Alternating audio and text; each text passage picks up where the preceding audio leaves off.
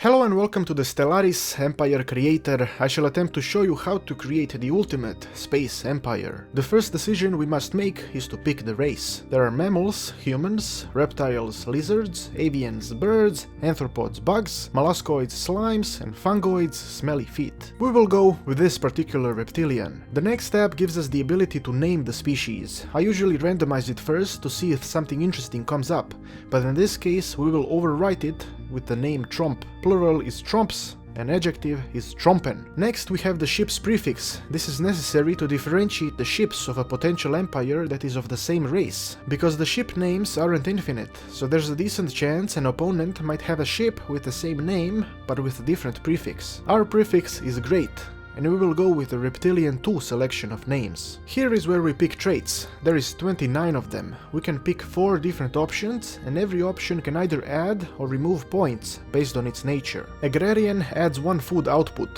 which will slightly speed up your planet growth rate, because an excess of food does exactly that. Thrifty raises your energy credits 15%, which helps you focus on building mineral deposits right at start, since you'll have more energy to sustain them. Industrious raises the mineral credits by 15%, which means you will probably be able to grow your empire a bit faster, since minerals are used to build everything. Intelligent raises the output of all research stations, which speeds up technology research. The natural traits raise either one of the 3 research branches by 15%.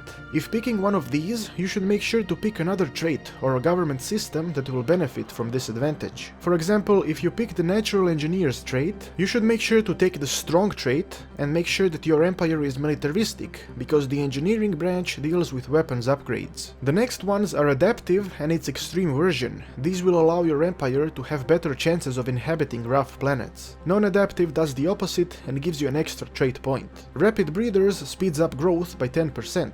This trait goes well with agrarian. Slow breeders is quite self-explanatory. Talented gives your leaders 1 skill point right away. Leaders are people who will be used to research projects, command ships, and govern cities. The more skill points they have, the better their administration will be. Quick learners speeds up leader experience gain by 25%, so it's probably a good idea to combine these last 2 if you like having powerful leaders. Now we're at a strong trait that I mentioned before. It increases army damage and minerals. If you decide to pick the very strong trait, then you should rush your army into other empires like mad, because this trait enables the I'm insane and I don't care way of playing. The weak trait just lowers army damage. It doesn't touch minerals, so perhaps it isn't too bad. If you do go with weak, you should get a pacifist government for sure. Nomadic lowers migration time and resettlement cost, which gives you a lot of flexibility when controlling multiple planets. Your people can quickly move to a planet that they want to be on, which will increase happiness and productivity. Communal increases happiness by 5%, while solitary does the opposite. Charismatic helps you have good relations to other empires near you, so it goes well with pacifism. Conformists increases the ethics divergence, which means that your people will follow the rules of the empire, and in case another empire turns you into their vassal, your empire will be able to adapt easily. Venerable considerably increases the leader's lifespan, and the longer they live, the bigger the chances of having a lot of skills are. Enduring does the same, but on a smaller scale. Decadent lowers resource output if you don't have slaves, and Resilient increases the strength of your planet defenses. In the case of the Tromps, they are thrifty. They always want to make a profit and do their best to help the businesses by lowering taxes and making sure they do business within the empire. They are absolutely non-adaptive. They don't like foreign areas and prefer to stay within familiar environments. They are also very sedentary and not interested in moving from their homes. Their empire is great, and if necessary they will build a wall to prevent movement. Due to their opinions and behavior, other empires consider them to be complete idiots, and therefore they are repugnant as well. The starting ruler is called Donato, and he has the only hairstyle that these species can have, the great hairstyle.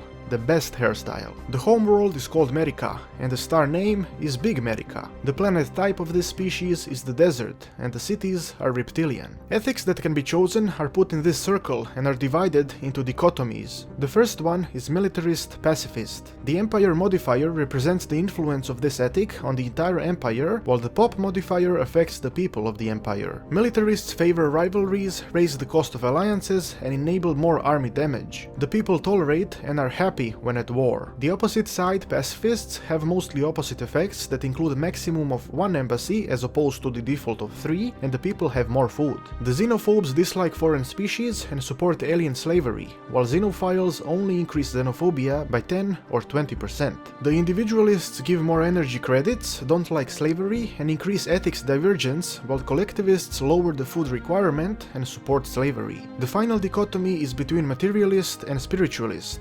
The materialist increases the output of all research, while spiritualist simply increases happiness of the people. The lizards of Tromp are fanatic militarists and materialists. Massive advanced war machines is the only way to live. When it comes to the government, the choices that are available depend on the ethics you choose beforehand. Because of the ethics I picked, I can choose 1 out of 9 available governments, but essentially these are 3 governments with 3 different intensities. The first row is democracy, the second row is oligarchy, and the third one is autocracy. The military governments all relate to the armies you can have, their cost and size, and they also allow admirals or generals to be rulers. Direct democracy increases the core sector planets by 4, which brings it up to 9, meaning that you can control 9 planets directly without needing to create sectors. Science Directorate adds another research option when choosing it, and scientists are allowed to be rulers. Despotic hegemony increases research and survey speed, and you can build an elite assault army. The final 3 governments that we can choose from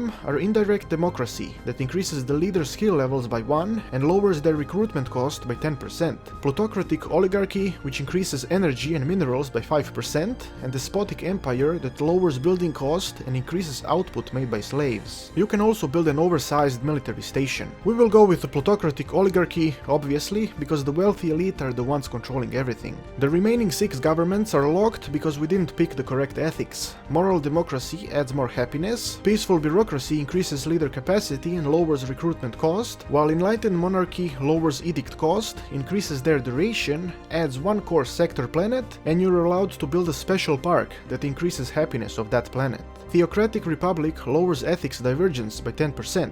Oligarchy does the same, while divine mandate adds a slavery tolerance, lowers resettlement cost, and allows the building of a mausoleum, which grants 10% of ethics divergence to that planet. After randomizing a few empire names, I decided to change it to the United States of Tromp. The flag is a golden fist of glory and victorious prosperity. The weapons are nuclear missiles. These weapons have long range, but are vulnerable to defensive interceptors. Projectile weapons aren't a long range, but are very effective against enemies with shields. Energy weapons are short range and very effective against armor. The Ftl methods are warp, hyperspace, and wormhole travel. Warp allows you to go anywhere at relatively slow speeds. Hyperspace is faster, but you can only follow the hyperlane network lines that are predetermined within the galaxy. Wormhole travel allows you to instantly move between star systems, but only if you have a wormhole station. You aren't able to warp towards systems unless going through the station first. The nation of Tromp uses hyperspace travel, and they have reptilian ships. That completes the United States of Tromp Empire Creation. Donato is a great leader, absolutely terrific guy. I know some people in his administration, they're great people, absolutely fantastic people. I'm certain that he will make space great again. Thanks for watching, and make sure to visit me on Twitch in case you're interested in more Stellaris. I have been Petard, your glorious lord, and may the blessings of Petardia eternally touch your butt.